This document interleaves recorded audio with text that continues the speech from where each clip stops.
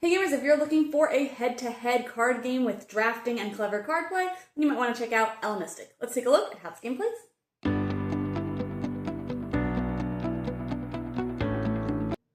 In this game, each player will start with a reference card, a thunder token, and one secret element card that their opponent does not know about. The rest of the element cards will sit in the center waiting to be drafted, except for one, which will be off to the side face down, as no player will know what that extra element is.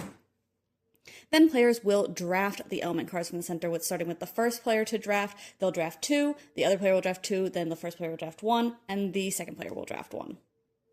So then players will be left with a hand of 4 element cards, of which they will play 3 of them. They will alternate playing, again starting with the player who is first to play, and they can play 1 card, and then they can play their next card either to the front or to the back of their stack there, and ultimately they'll be looking at the attack and defense values on both of the cards.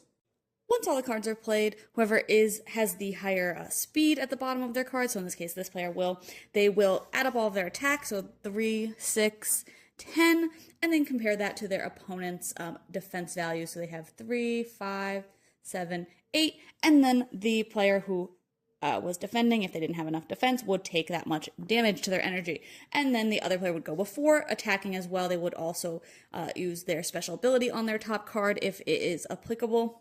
So then, again, the other player would add up there, so they have 2, 4, 6, and this player has 3 defense, so they will take 3 damage here as well. And then you will reset the round, shuffling up all of the cards again and redrafting so that you can have another hand, and you'll go until one player is eliminated and out of energy.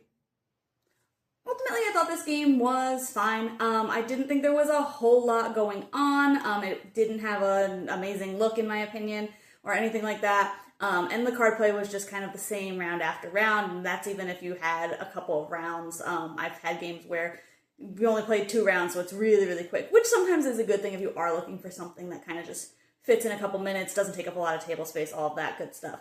But I just thought that some of the cards seemed a lot more powerful than others. Storm has an immediate ability, and it just never seemed like it did a whole lot, just because of how play works back and forth. And then Chaos seemed like it was really valuable because you get to shuffle up an extra card into your stack if you're able to play it on top.